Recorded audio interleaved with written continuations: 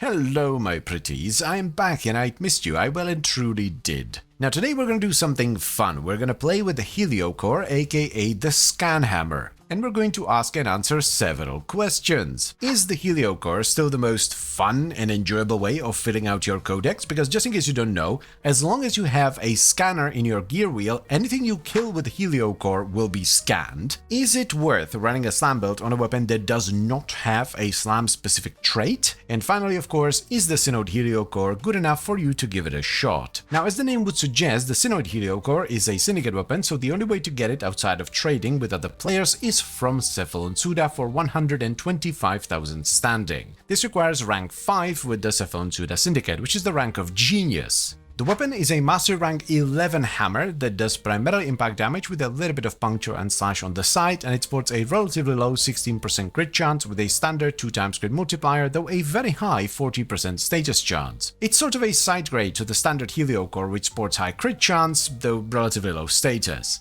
So let us give it a shot and see what it do. Shall we?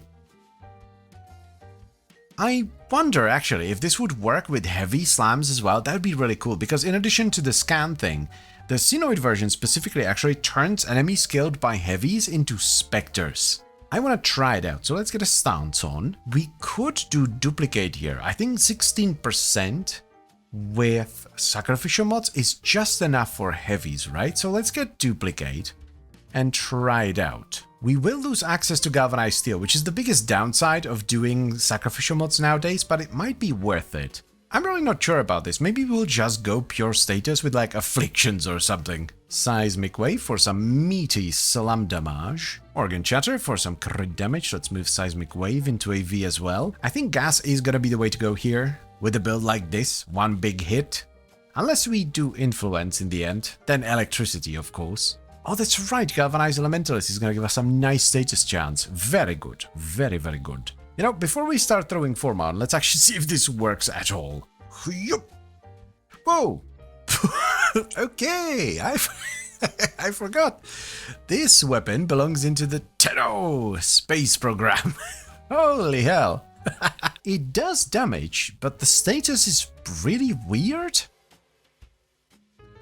Also, the specters seem to be working, which is nice. I think we're gonna drop crit. It really strains the mod availability, so let's get rid of that. And I would also like to have a different arcane. We could go influence, or we could go with afflictions. I think afflictions would actually work the best here. Yeah, I'm going for it. We don't hit that often, so duplicating status is going to be huge. Now that we're not doing sacrificial, let's run condition overload instead. I almost forgot about galvanized reflex. This is going to be huge because of that initial combo. Do we want melee prowess? I think we do. Just get as much status as possible.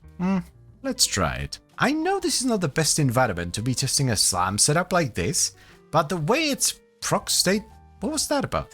The way it procs status seems very odd. It totally works. I feel like we're gonna have to do a proper mission test. Oh, hello. Yep. You know what? I think you can only have one spectre at a time, which is a bit of a bummer. I do understand why though. One last tweak here is we're gonna switch to primed pressure point because it's generally more reliable for big hitters than condition overload.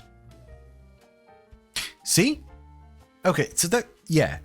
Simulacrum is not the best place to be testing a setup like this. This works so much better here, instantly. Yeah, this feels good. I wasn't sure about it in the Simulacrum, and this is actually a higher level mission as well. I only just realized that I had forgotten about Harold, who's going to add an enormous amount of damage as well. This is feeling mighty fine, my dudes and dudettes. I don't feel like I need influence at all. Like, it would make the clear a lot better because, well, it's influence, but this is feeling good as it is. I am not so sure about the single target capabilities here though, but we'll see.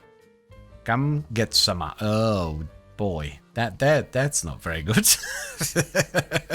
I still think there's something going on with the status here. Let us add the boy. Now we're gonna do some damage. This is more like it, my dudes and dudettes. I mean, it is the shield boys and they're relatively low level. They do be bullied quite a bit, but this is more of what I was expecting here. I don't think the single target's going to be particularly good still. I think that's where the traits, like the slam specific traits, really come in, where they help the most, but for just like general mission clearing and filling the Codex, right? Because that's what this weapon is the best at, right? This is like the fastest way to fill in the Codex. I think this is mighty fine. Bring it on, Acolyte. Ooh, now see, that was a lot better. That was much, but well, that was not. The duality of the Heliocor. Let's see what it do against the Murmur, shall we? Really nice, actually. This feels probably the best out of all the tests I've done so far. Murmur seems to get absolutely smackled by this. The single target is definitely not winning any prizes. It takes quite a few bonks to take down even a basic Acolyte, but you know, for a scan hammer, for something that you use to have a bit of fun and fill in the Codex, this is pretty good. Beats running around with the Codex scanner, that's for sure. You also don't need to run Helios, you can just run whatever pet you want.